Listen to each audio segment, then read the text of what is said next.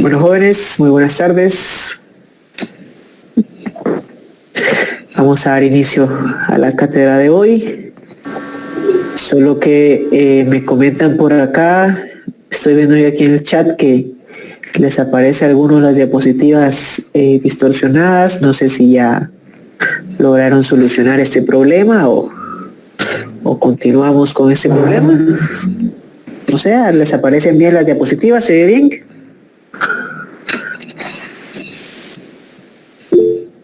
Nítido. Dicen por acá que todo está bien. Muy bien. Se ve bien. Muchas gracias ahí por la confirmación que se ve bien. Voy a poner en modo grabación la clase y ustedes saben que ya después de los días de clase, de los horarios de clase, yo la estoy subiendo ahí con Facebook, ¿verdad? Me comentan acá que hay una compañera que está solicitando entrar, pues ahorita yo estoy limpiando todas las solicitudes de acceso ahí. Ustedes saben que tuvimos unos problemas ahí con los correos, ¿verdad? Entonces vamos a estar trabajando con el link de forma normal para los compañeros que todavía no han podido habilitar su cuenta, y ya este fin de semana vamos a ver si Google al final permite regresar con las cuentas que se tenían, o pues nos toca ahí sí que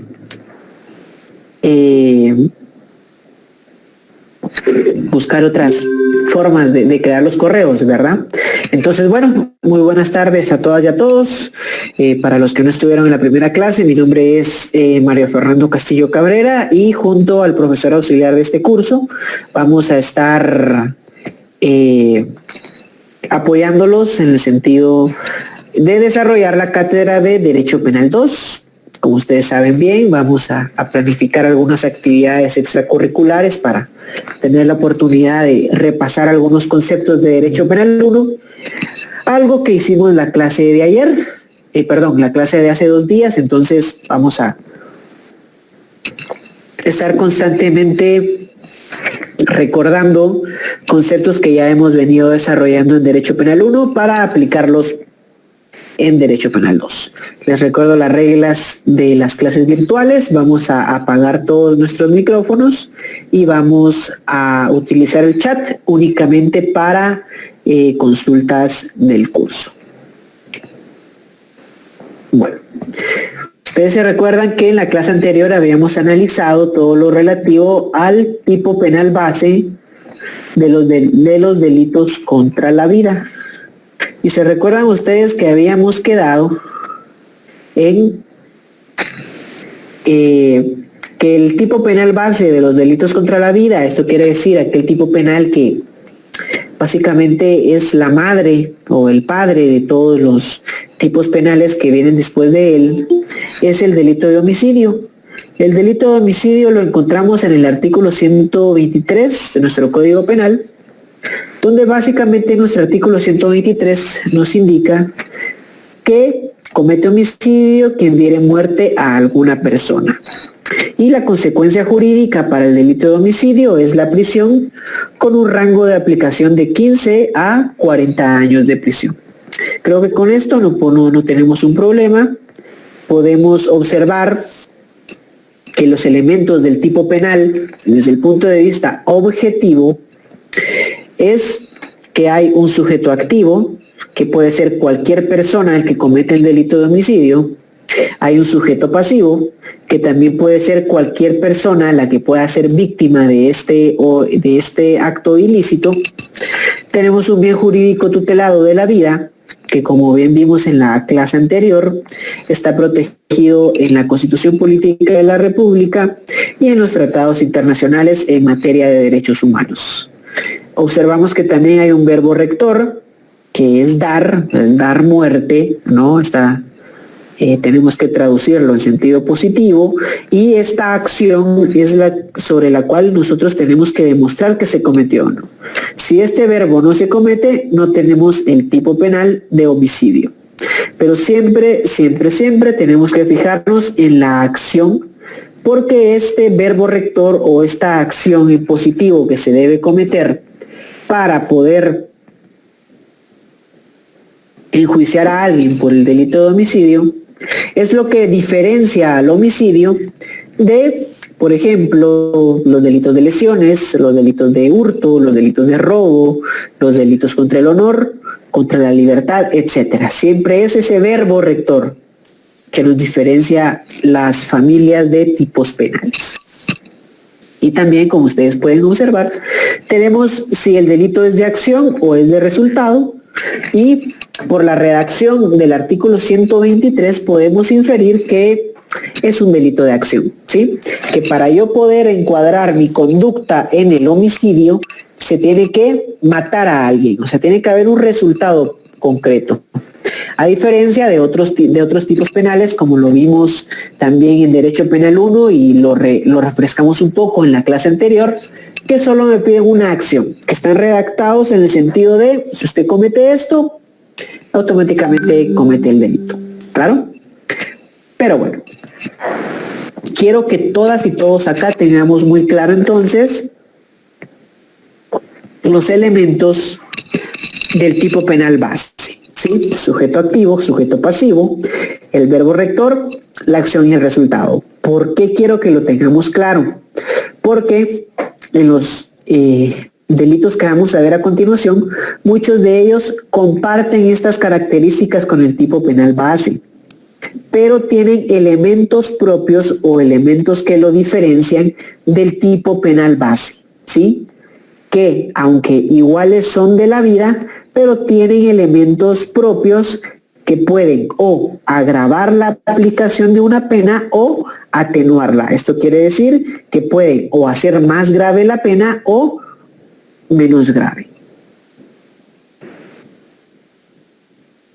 Y entonces nos encontramos que hoy vamos a desarrollar todo lo referente a los tipos penales derivados de los delitos contra la vida. Y como una primera parada encontramos los delitos atenuados. ¿Y por qué son delitos atenuados? Porque ustedes van a ir observando que los siguientes delitos que vamos a ver tienen una pena menor a la del tipo penal base. Recuerden ustedes que en el homicidio simple, en el artículo 123 del Código Penal, se castiga la comisión de este delito con una pena de 15 a 40 años de prisión. Pero si observamos, por ejemplo, el homicidio cometido en estado de emoción violenta, que el artículo 124 nos indica que en matar en estado de emoción violenta se le impondrá prisión de 2 a 8 años. Ya observamos acá que hay una pena menor de 2 a 8 años de prisión. No el rango de 15 a 40 años de prisión como el homicidio simple, sino que acá podemos inferir que quien matare en estado de emoción violenta tiene o daña al bien jurídico tutelado de la vida con una menor intensidad. Y eso es lo que vamos a ver a continuación. Porque si ustedes se dan cuenta, por eso es que esto es un tipo penal derivado,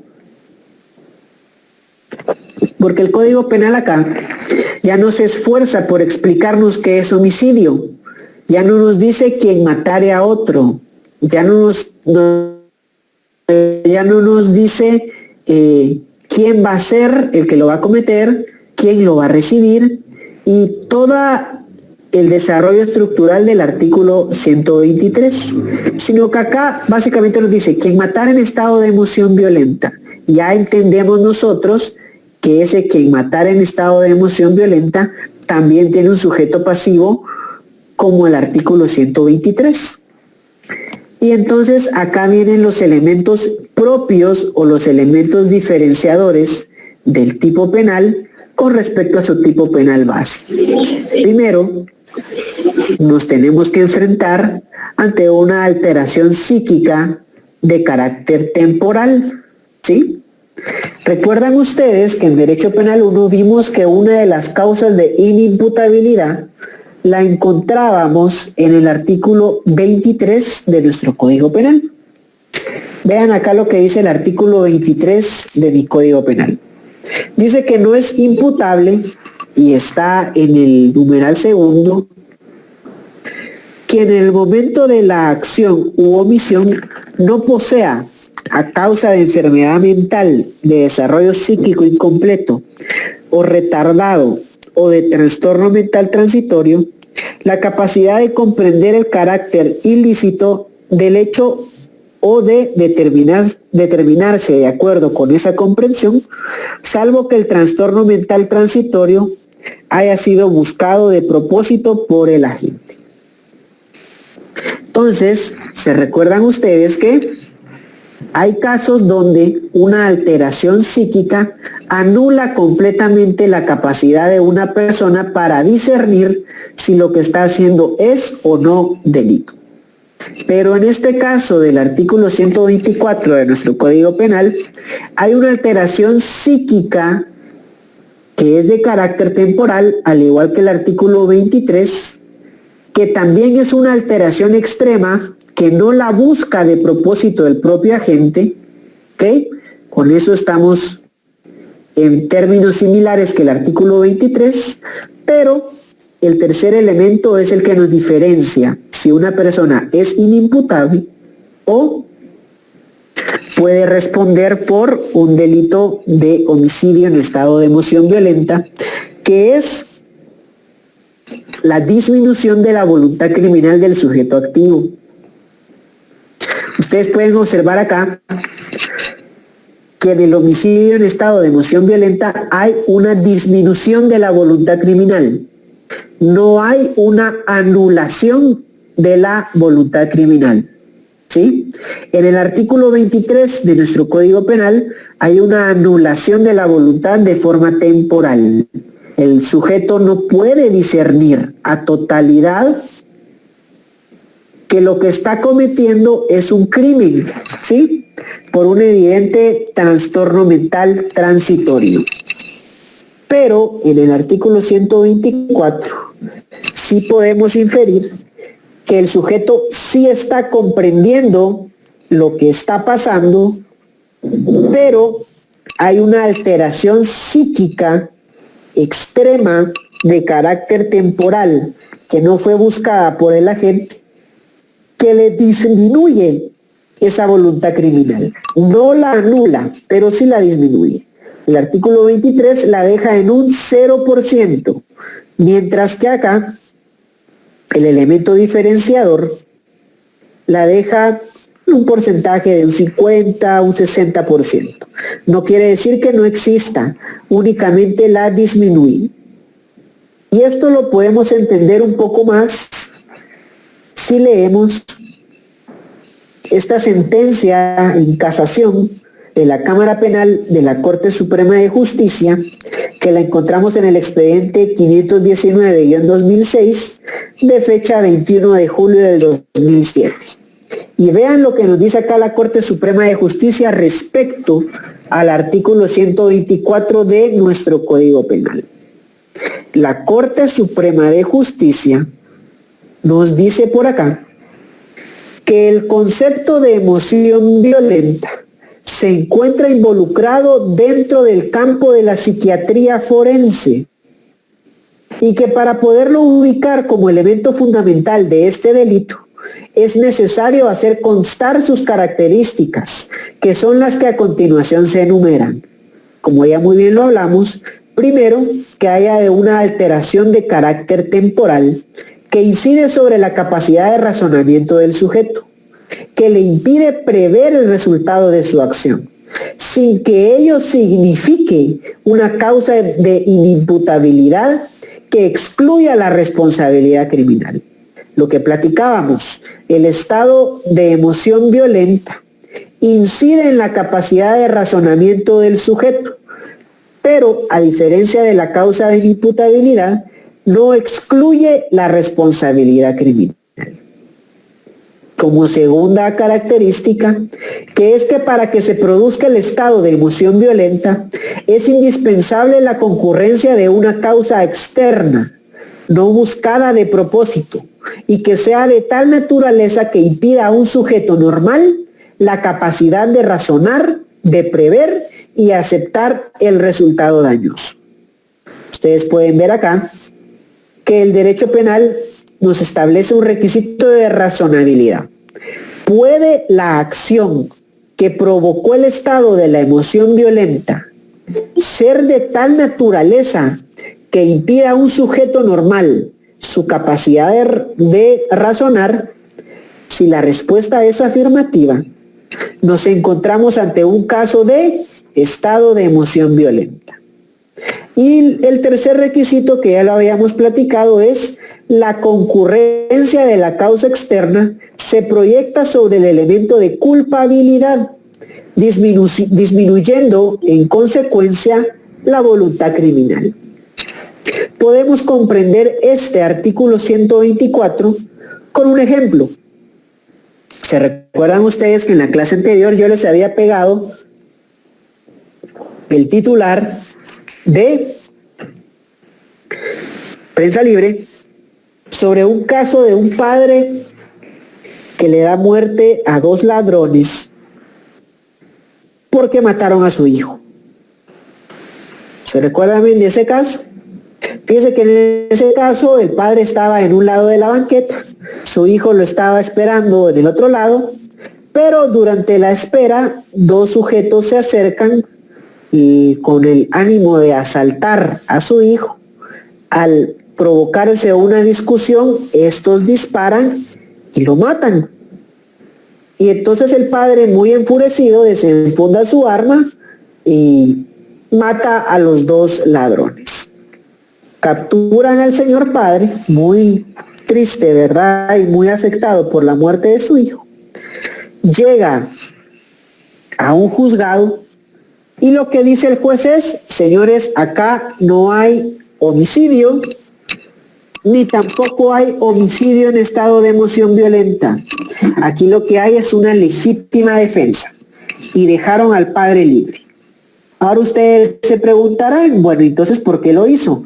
Vamos a aprender nosotros cuál es la diferencia entre un estado de emoción violenta, una legítima defensa y cuando una persona está muy molesta, pero ya comete acciones que encuadran en el delito de asesinato.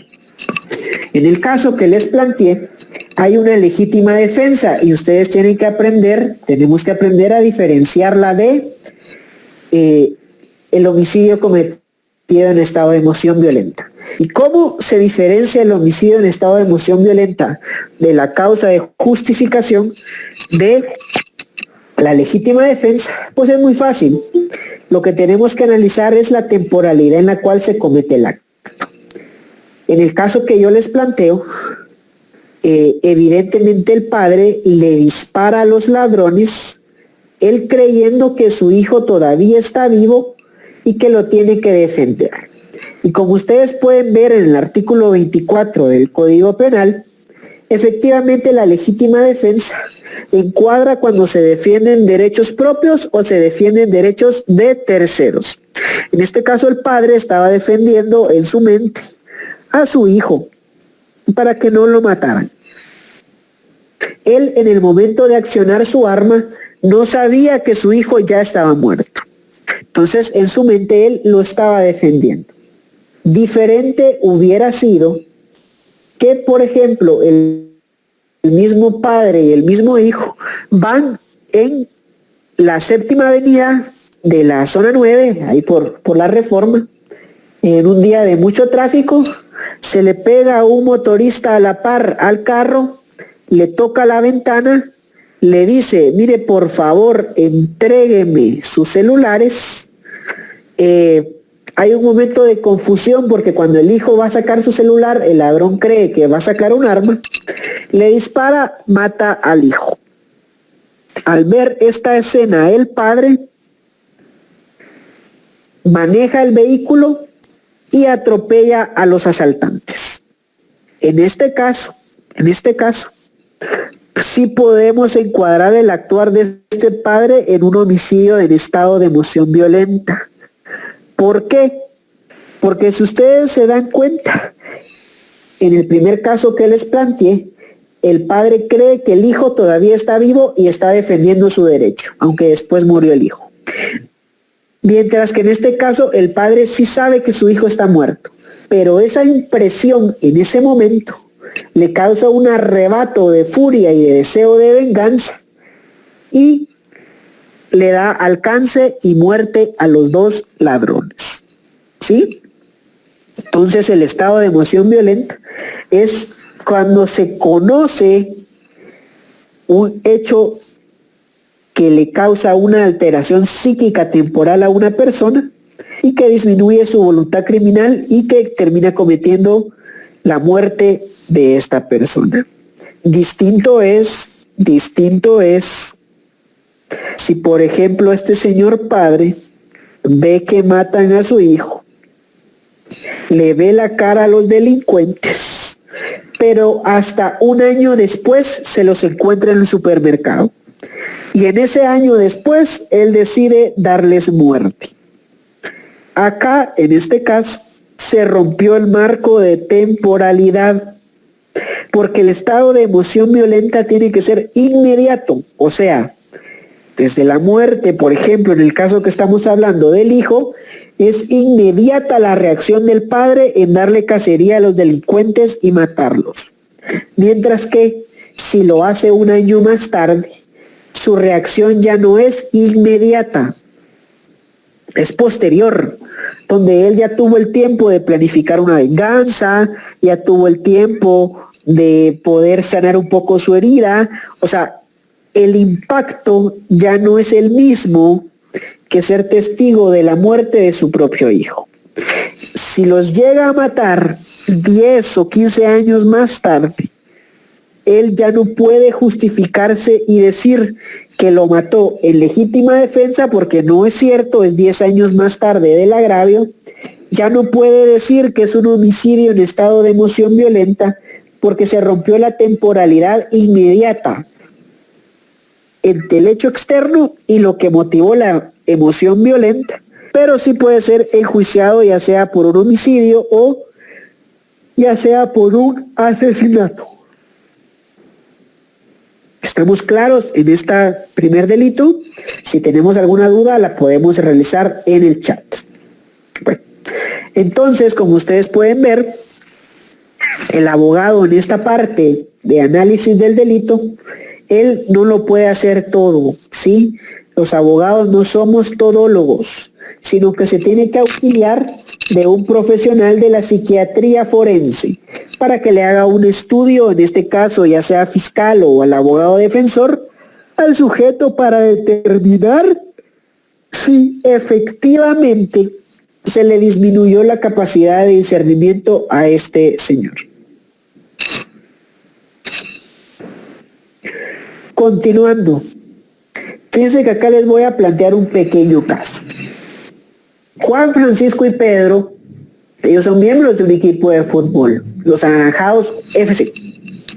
Y pues aquí sí que todos los que hemos jugado alguna vez un deporte o estado en alguna competencia, sabemos que en algunos momentos del juego, pues los ánimos se caldean, ¿verdad?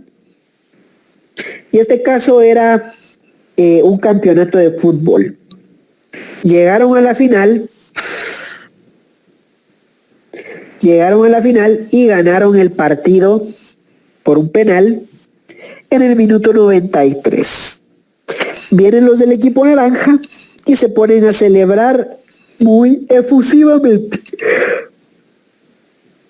Algunos llegarían a considerarlo como una burla, ¿sí? Y entonces vienen acá Eric y Gabriel, que son del equipo azul, de los cuales perdieron, le dan una patada a estos compadres y se empieza una trifulca terrible entre todos ellos, ¿sí? Jugadores del equipo naranja que le pegan al azul, los entrenadores se metieron y también se empezaron a golpear, en fin, una gran riña. Y entonces los jóvenes se paran porque se dan cuenta de que dos de sus compañeros han muerto, uno de cada equipo. entonces viene el fiscal del Ministerio Público al levantar los cuerpos e investigar la escena, se da cuenta que no puede enjuiciar a nadie porque las cámaras únicamente enseñan que todos estaban dando contra todos, pero no hay un momento exacto donde las víctimas recibieron el golpe para poder decir este golpe fue el que mató a alguien. Entonces, aquí se les pregunta a ustedes, ¿puede el fiscal general pedir que se ligue a proceso a Gabriel del equipo azul? ¿Puede el fiscal pedir que se ligue a proceso a Pedro y Francisco del equipo anaranjado, aunque no se sabe quién fue el que le dio muerte a sus dos compañeros? Y la respuesta la encontramos en el artículo 125 del Código Penal. La respuesta es sí. El homicidio en riña tumultuaria hace referencia a que cuando riñendo varios y acometiéndose entre sí, confusa y tumultuariamente, hubiere resultado la muerte de una o más personas, o no constare su autor, pero sí los que hubieren causado lesiones graves, se impondrá a estos prisión de 6 a 12 años. ¿Qué es lo que nos diferencia el homicidio cometido en riña tumultuaria del homicidio simple? Bueno, comparten los elementos del tipo objetivo de carácter general, pero el homicidio en riña tumultuaria tiene elementos diferenciadores de él mismo. ¿Cuáles son? Que tienen que ser 2 o más personas que actúan como sujetos activos y pasivos simultáneamente. Esto quiere decir que todos estaban golpeando. Y la segunda condición es la imposibilidad de identificar quienes realizaron las lesiones que causaron la muerte. Es imposible para el fiscal poder decir fue Paco, fue Pedro, fue Juan, etcétera. No pueden identificar quién fue, pero sí pueden identificar a los involucrados en la riña. Y si de esa riña alguien muere, todos responden por homicidio en riña tumultuaria. Esto nos lo dice también la Corte Suprema de Justicia. Vean, en el expediente 1343 del 2013, fecha 2 de mayo del 2014, nos habla que este tipo penal se trata de una voluntad criminal atenuada, debido a que no se logra establecer la voluntad criminal entre los participantes de la riña, que tuvo resultado la muerte de uno o varios contendientes. Y vean lo que está en amarillo. Es decir, tales contendientes, inclusive las víctimas, deben ostentar las calidades de sujetos activos y de sujetos pasivos. ¿Por qué? Porque golpear es una acción que recae sobre un sujeto pasivo, pero ahí todos se golpearon. Entonces es imposible determinar cuál fue el mero golpe que le causó la muerte a este señor. Antes de avanzar, voy a tomarme el tiempo de responder unas preguntas que ya están realizando en el en el chat de Google Meet. Aquí me pregunta Aileen García, Lick, si un hombre entra y mira a su pareja con otra persona y carga un arma y le dispara al amante, ¿eso entraría como emoción violenta? Bueno, pues todo depende, ¿verdad? Tiene que haber evidentemente una temporalidad entre el impacto de ver a su esposa con otro y el momento en el cual le da muerte al amante. Yo considero que si es inmediata la muerte del amante al descubrimiento, si pudiéramos encuadrar el tipo penal de homicidio en estado de emoción violenta. Ahora, si le da muerte a su esposa, ahí ya estaríamos hablando del delito de femicidio, aunque muy probablemente le apliquen las penas menores. Pero quiero que tengamos bastante claro entonces que como tal tiene que haber una relación de causalidad entre la impresión de ver a su mujer con un amante y de realizado el cometido. Si viene después este cuate, se divorcia de su esposa y a los 15 años se encuentra al amante de su esposa y lo mata, ahí ya no estamos hablando de un homicidio en estado de emoción violenta, ya estamos hablando de un posible asesinato, de un homicidio, y pues dependiendo cómo haya dejado al otro, de una circunstancia agravante como en este caso un ensañamiento. Pero yo quiero que tengamos eso claro. Igual César me pregunta sobre la temporalidad. No, amigo, la temporalidad no es de un año. Yo planteé ese ejemplo que un año después el padre se encuentra a los victimarios y les da muerte. En este caso no hay temporalidad de la emoción violenta y efectivamente estaríamos ante un asesinato o un homicidio, ¿sí? La temporalidad de la emoción violenta no la podemos medir por horas y minutos. No podemos decir a una persona le afecta esto y lo va a hacer inmediatamente o lo va a hacer mañana. Eso no lo podemos decir. Pero lo que sí podemos determinar es la relación de causalidad entre el acto externo no buscado por el agente y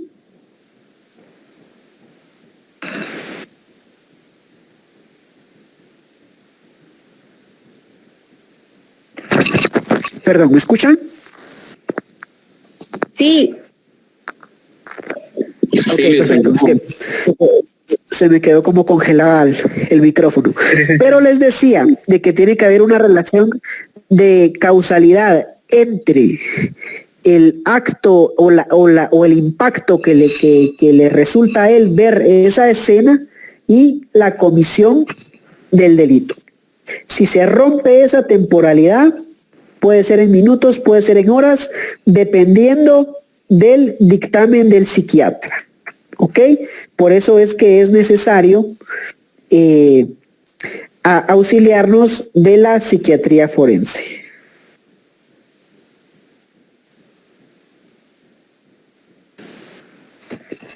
Aquí me preguntan sobre un linchamiento. Bueno, en un linchamiento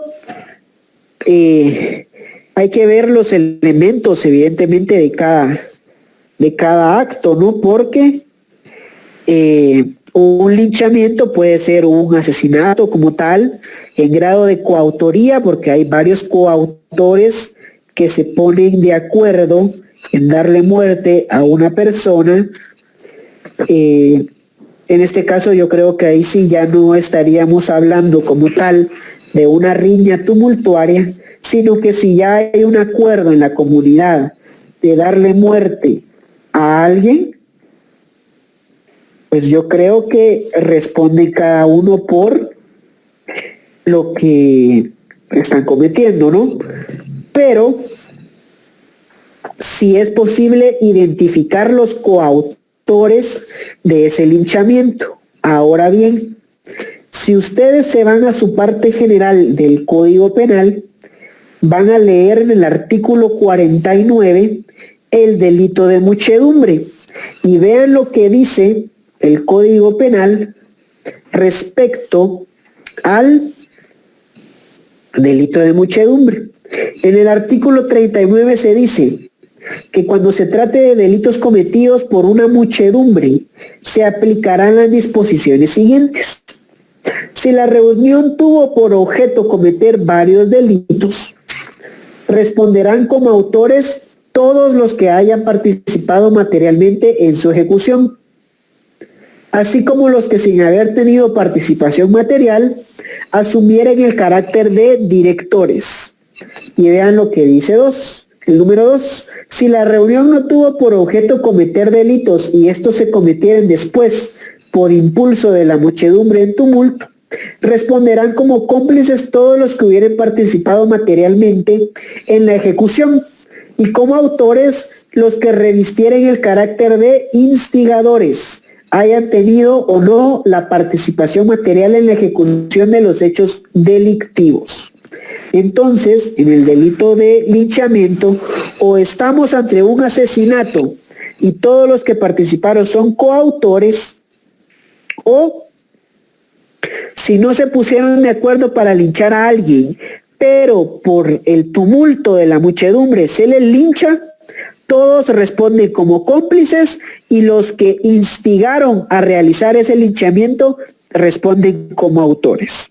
Entonces, Pablo Mora, la respuesta la encontramos en el artículo 39 de nuestro Código Penal, o pues en su defecto, si sí se puede individualizar quiénes lo hicieron, todos son coautores.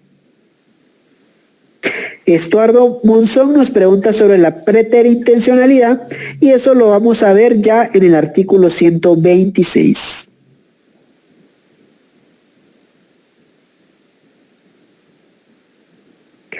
Bueno, entonces continuando, Jorge Alberto Roque nos pregunta, ¿qué sucede cuando se sufre un secuestro y en el proceso del mismo existe una riña y se le termina dando muerte al secuestrador, pero en ese proceso pasó horas o días del inicio al desarrollo final? Bueno, pues en este caso, ya lo vamos a ver cuando vemos el delito de plagio-secuestro, cómo se considera la temporalidad de los delitos contra la libertad personal, y pues en este caso, evidentemente, si hay una riña, él en todo caso lo que estaba buscando era escapar o pues en este caso, me imagino yo que procurar por su vida, y en este caso pudiéramos encuadrarlo dentro de una legítima defensa, o pues dependiendo de las circunstancias puede ser que no lo estaban atacando al secuestrado, pero escuchó una pelea y él también pues le dio cuentazos a todos, pudiéramos hablar de un miedo invencible, pero eso es dependiendo el caso y dependiendo los elementos que tenemos para analizar el caso con el delito penal.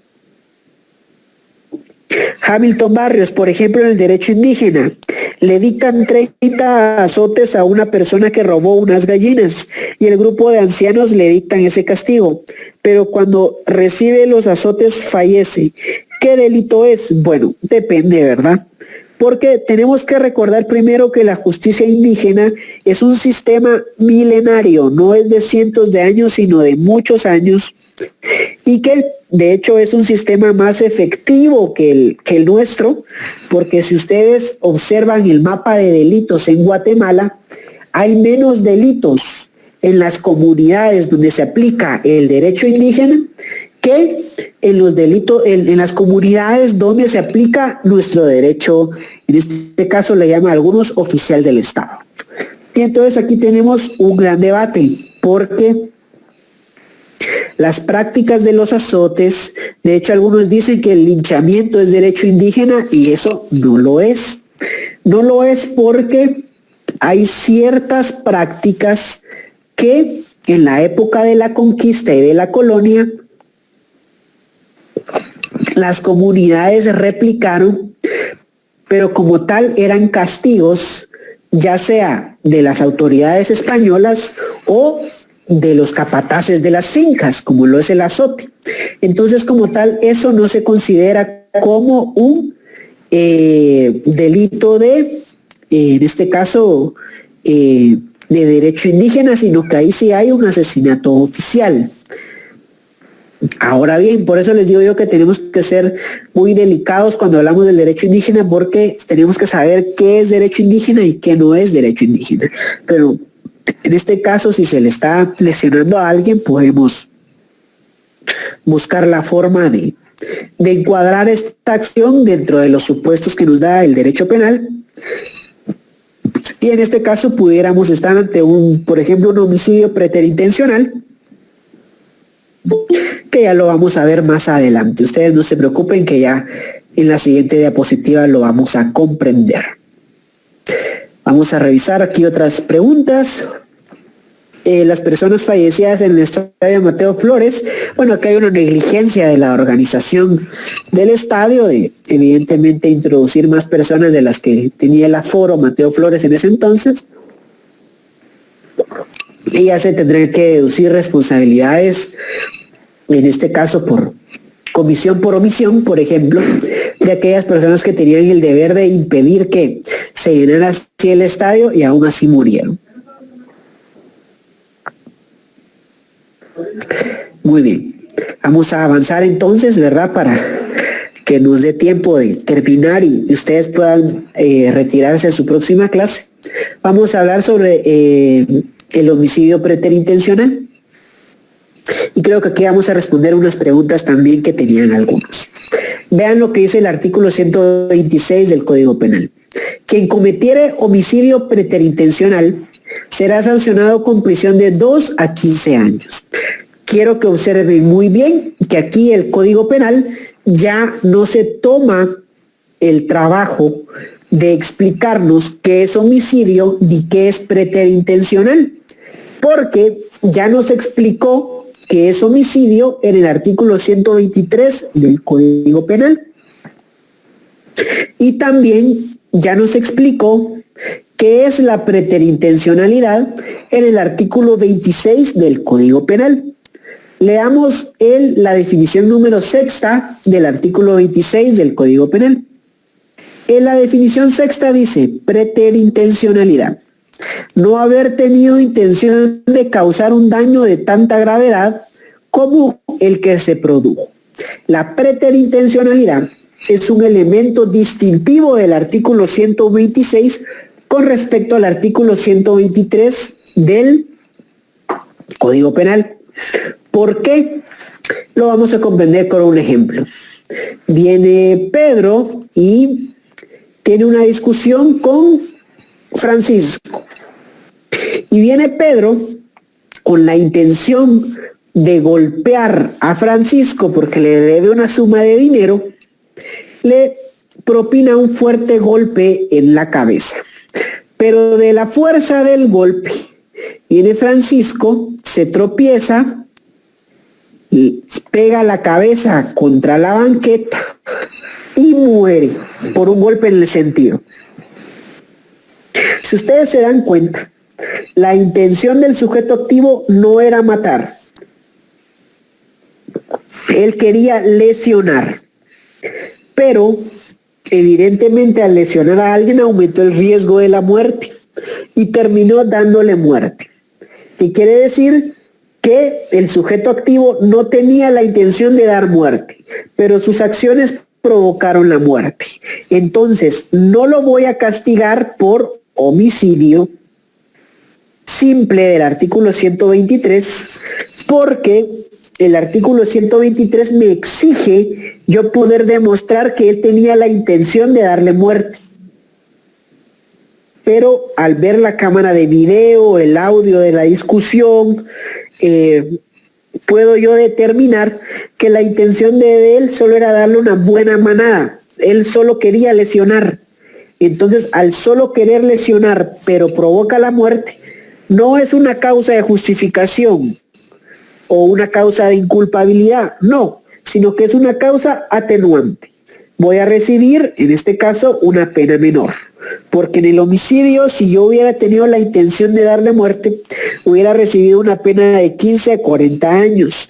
Pero como no tuve la intención de darle muerte a alguien, pero desafortunadamente de mis acciones derivó en que esta persona falleciera, se le va a aplicar una pena de prisión de 2 a 10 años. Si tenemos alguna duda con la preterintencionalidad, también podemos apuntarla en el chat. Bueno, y aquí vamos tal vez al tipo penal derivado, atenuado, que merece más tiempo de análisis o merece que nosotros en nuestra casa pues le demos una lectura bastante a conciencia del tipo penal contenido en el artículo 127 de nuestra normativa. El artículo 127 me establece a mí que comete homicidio culposo. Nuevamente quiero que observemos que aquí el Código Penal ya no nos explica qué es homicidio, él ya nos lo explicó en el artículo 123, ni tampoco nos indica que es culposo, porque lo que es culposo ya nos lo explicó en el artículo 12. Y como ustedes pueden ver acá, estamos propiamente frente a un delito culposo. Los anteriores delitos que hemos leído son dolosos. ¿Por qué? Bueno, porque los delitos anteriores no tienen el apellido, si podemos ubicarlo didácticamente así, de culposo. Entonces, al no tener ese apellido, son dolosos. Únicamente son culposos aquellos que expresamente en la ley dice que son culposos. Eso hay que tenerlo muy claro. Entonces, artículo 127. El autor de homicidio culposo se le sancionará con prisión de 2 a 5 años. Cuando el hecho causare, además, lesiones a otras personas o resultare la muerte de varias, la sanción será de 3 a 8 años de prisión.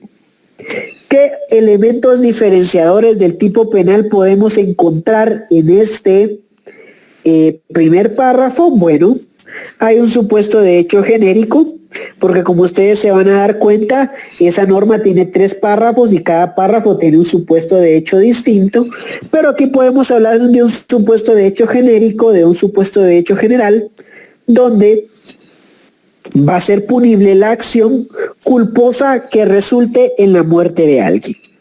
Tenemos aquí claro, y ojo con los delitos culposos, que el acto inicial siempre es lícito, ¿sí? Vamos a poner un ejemplo. Viene un médico que trabaja en un sanatorio privado. Este médico es muy bueno y le llega pues una póliza de seguro de un caso donde este médico tiene que operar, ¿sí? Tiene que operar a una persona de su corazón. Es una operación a corazón abierto. Estamos hablando de un cardiólogo, no de un médico cirujano especializado en cardiología. Viene este médico. Él sabe que la operación a corazón abierto es delicada y obvia un procedimiento. Él cree que puede operar a corazón abierto sin tener una cámara y la iluminación adecuada. Sus enfermeras le dicen, mire doctor, necesitamos esperar, ahorita se nos está yendo la luz en el hospital, entonces esperemos que se estabilice para que usted pueda tener bien visto qué es lo que va a hacer. Pero el médico confía en su experiencia y le dice que no, que él tiene que salir rápido de ese turno y va a operar. En la operación, desafortunadamente, hace un mal corte, lo que provoca un desangramiento interno de la persona y fallece. Si ustedes se dan cuenta, el acto inicial que cometió el doctor es lícito, porque operar a alguien con su póliza de seguro y evidentemente dentro de un hospital es una acción lícita. Pero lo que estamos acá castigando es ese actuar imprudente del médico. Es ese actuar negligente del médico, de operar sin las condiciones necesarias para hacerlo. Entonces, él no tenía la intención de matar, pero producto de esas acciones imprudentes, terminó dañando el bien jurídico tutelado de la vida, ¿sí?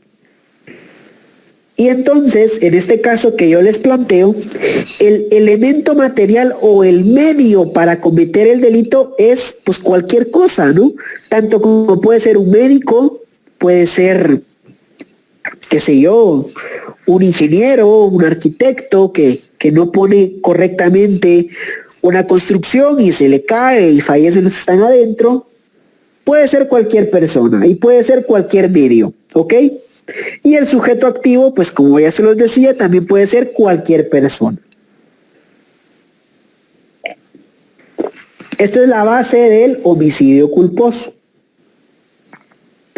Pero si ustedes leen ya el segundo párrafo, que yo acá lo tengo, nos encontramos con otro supuesto.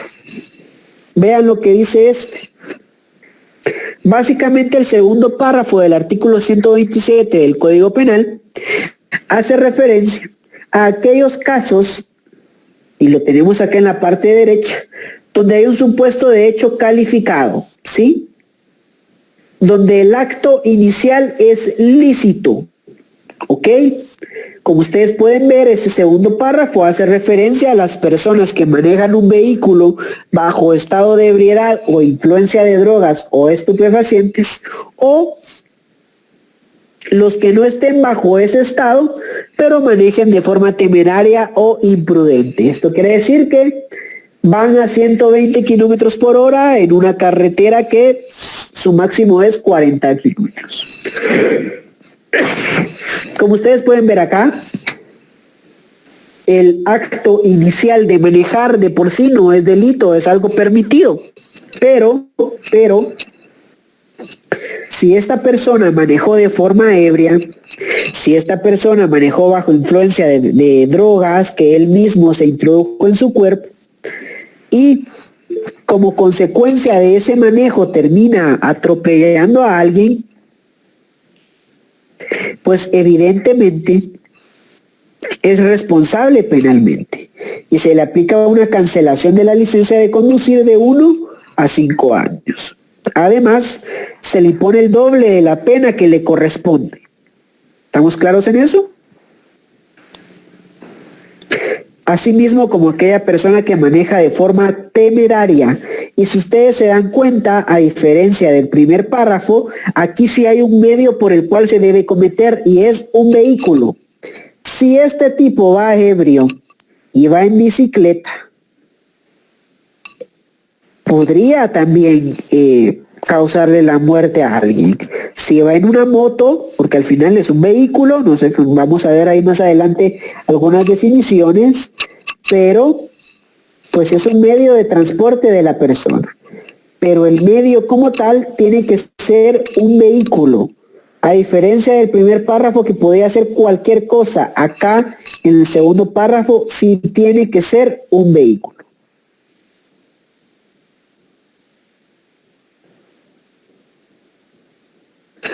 Bueno, y el tercer párrafo del homicidio culposo del artículo 123, aquí ya nos habla de otro tema y vean la diferenciación que hace. Aquí ya no estamos hablando de una persona que conduce bajo bebidas alcohólicas o droga. Aquí ya no estamos hablando de cualquier persona, sino que aquí estamos hablando expresamente de los pilotos de transporte colectivo y de carga.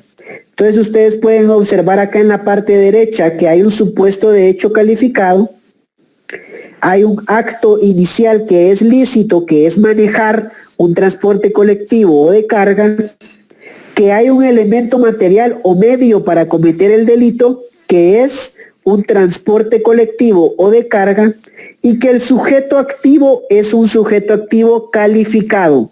¿Esto qué quiere decir? Que si usted es un piloto de transporte colectivo o de carga y mata a alguien, se le va a aplicar la pena contenida en el tercer párrafo. Pero si usted no es piloto y solo maneja su carro particular de forma imprudente y mata a alguien, se le va a aplicar, en este caso, el doble de la pena que le corresponde, que la pena está arriba, que es de 3 a 8 años. ¿Sí? Se le aplicaría entonces un rango entre 6 y 16. Y se le cancela la licencia, ¿verdad? Y vean este último párrafo del artículo 127. Yo quiero que vean esto, porque hay algunos tipos penales que nos hablan de elementos jurídicos, pero que estos elementos no los encontramos en el Código Penal. Porque si ustedes leen toda la parte general, por ejemplo en el artículo 126, que es el homicidio preterintencional, encontramos en el artículo, en el Código Penal, qué es la preterintencionalidad.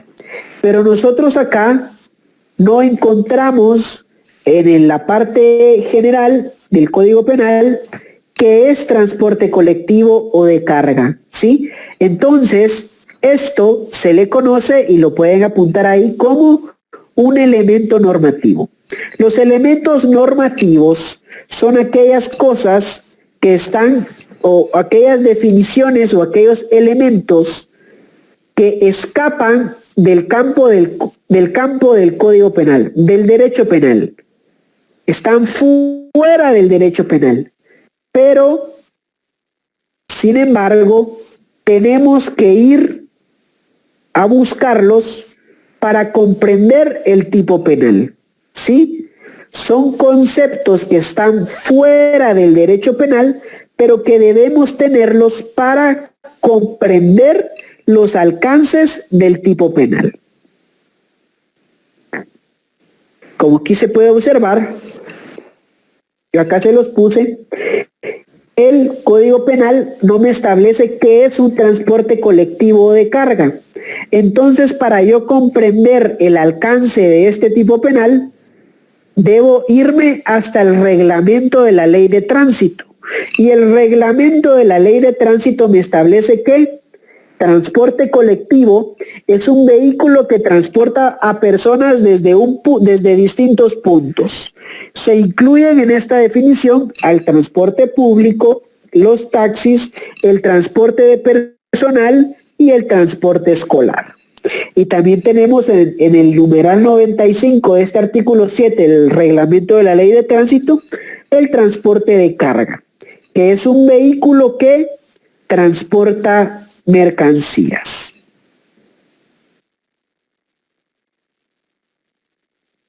Y bueno, igual si van teniendo alguna pregunta, la pueden ir haciendo en el chat y yo la voy a ir respondiendo. Después de haber comprendido qué es el homicidio culposo, que es muy importante porque es el único tipo penal culposo en los delitos contra la vida, nos encontramos otro tipo penal derivado que hace referencia a la inducción o ayuda al suicidio. En esta inducción o ayuda al suicidio, nos dice el Código Penal que comete este delito quien indujere a otro al suicidio o le prestare ayuda para cometerlo. Si ocurriere la muerte, se le impondrá prisión de 5 a 15 años. Si el suicidio no ocurre, pero su intento produce lesiones de las comprendidas en el artículo 146 y 147 de este código, la pena de prisión será de 6 meses a 3 años. Y los elementos diferenciadores de este tipo penal los encontramos en el supuesto de hecho.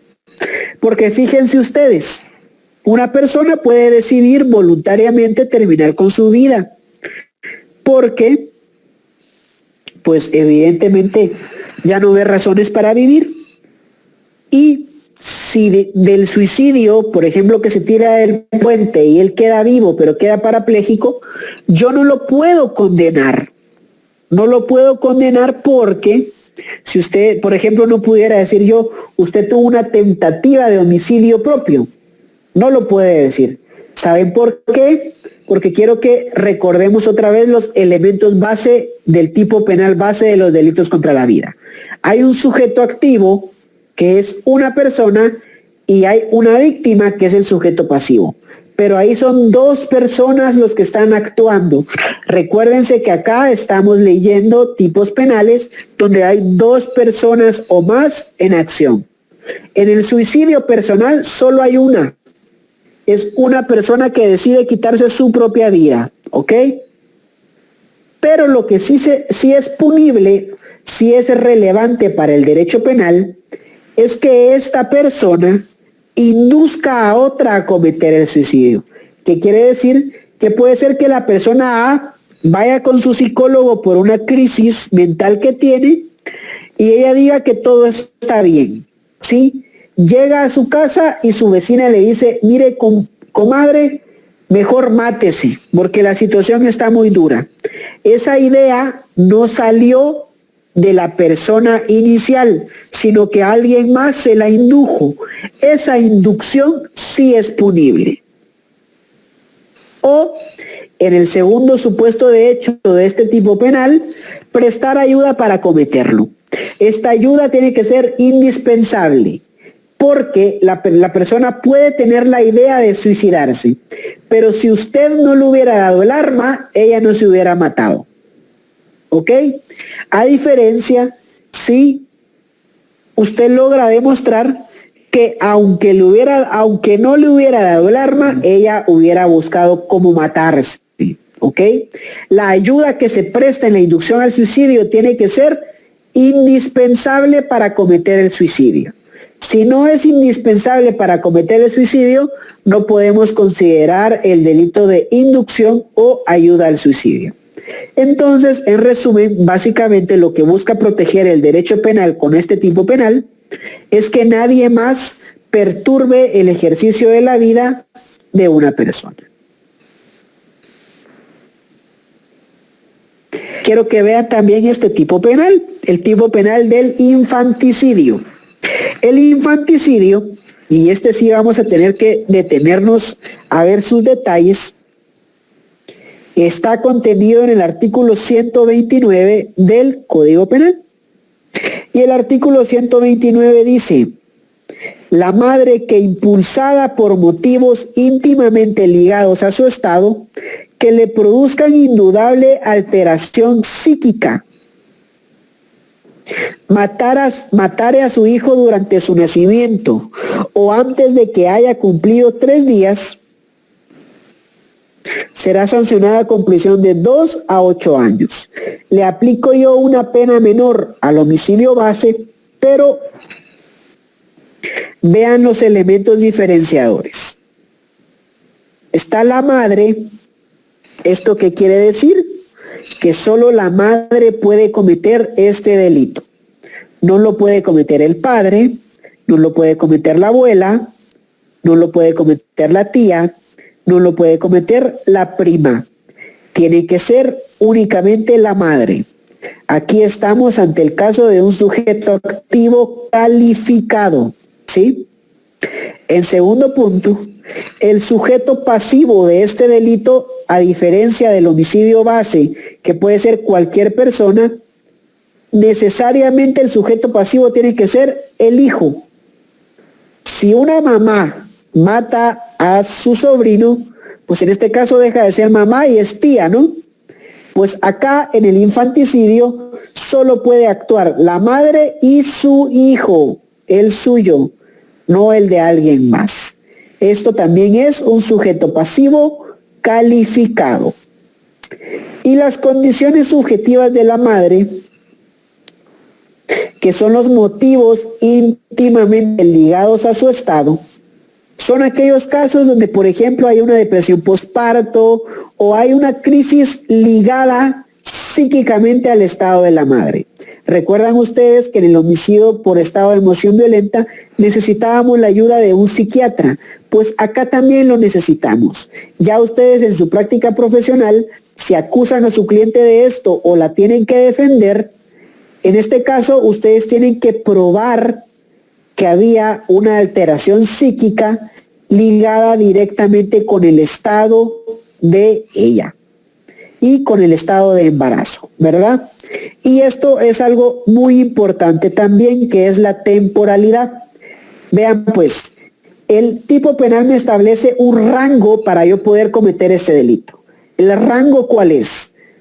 O lo mata en su nacimiento o hasta un máximo de 3 días. Si ya lo mata al 4.º día, ya muy posiblemente estemos hablando de un parricidio, pero eso lo vamos a ver en la próxima clase.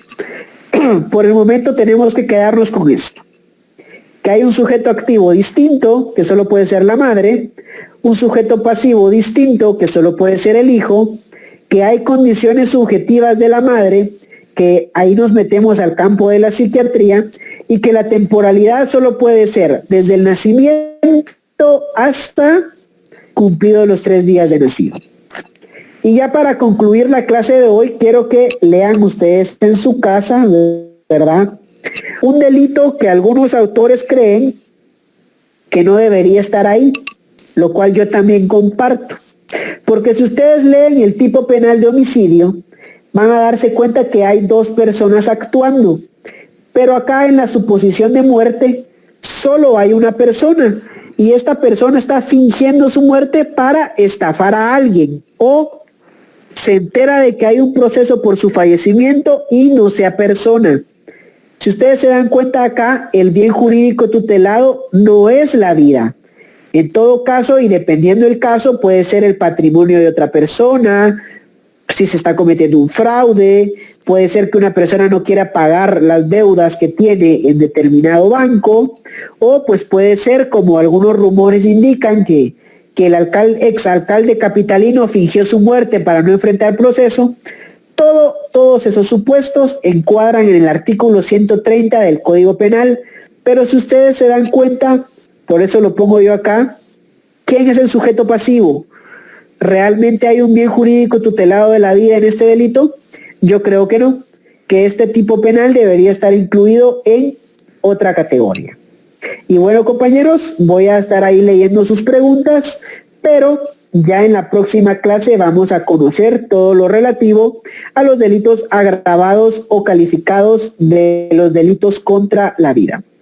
Veo yo acá que hay algunas preguntas, no me voy a extender mucho porque sé que tienen una clase después, pero habla acá Sergio Estuardo, en este caso puede ser la muerte, aunque sea imprudencia del sujeto pasivo.